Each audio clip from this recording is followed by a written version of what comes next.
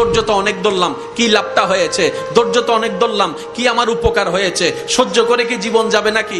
আপনার মনে প্রশ্ন যখন আসবে আপনি বুঝে নেবেন এটা আপনার মনের প্রশ্ন নয়, এটা শয়তানের প্রশ্ন আপনার মনের মধ্যে ঢুকাই দিচ্ছে, যেন আপনি অধৈর্য হয়ে আঘাত করে ফেলেন। কারণ মিস্টার শয়তান ভালো করে জানে আল্লাহকে পাওয়াই হচ্ছে বান্দার কাজ, আর আল্লাহকে পাওয়ার জন্য বান্দার যতগুলা কাজ আছে সবচাইতে হাই লেভেলের অন্যতম একটা কাজের নাম হচ্ছে ধৈর্য।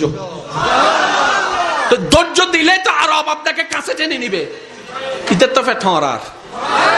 সেজন্য ও চায় না কেউ ধৈর্য ধরুক, সেজন্য বলে যে বহুত ধৈর্যস্ত আর কি ধরিবি। শয়তানের বলাটাকে আমরা মনে করি আমাদের মনের বলা, এটা আসলে বুঝতে হবে কোনটা আমাদের মনের বলা, কোনটা শয়তানের বলা।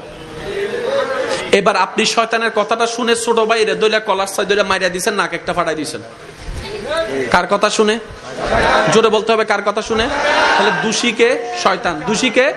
এবার যখন আপনার হাটহাজারির পুলিশ আসলো, পুলিশ এসে যখন আপনাকে গ্রেফতার করতে চাচ্ছে, আপনি বলবেন যে স্যার আমার কোনো দোষ নাই, উইথের দোষ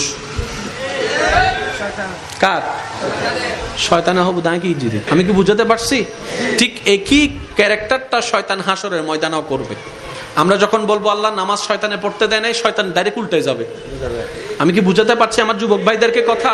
ও একটা দোষও নিবে না, ও বলবে যে আল্লাহ ও আমার কথা শুনবে কেন? তুমি না খাওয়া, ও তো তোমার কথা শোনা দরকার ছিল, আমি তো ওরে খাওয়াই না, ও আমার কথা শুনলো কেন? ডাইরেক্ট ফল্টি মারবে। তো যে ফল্টি মারবে তার দলে যাওয়ার কোনো দরকার। সেজন্য মনে রাখবেন যেখানেই আপনার বিপদ আসবে মনে রাখবেন ধৈর্য ধরার নিয়ামত আল্লাহ আপনাকে দিচ্ছে। কেন?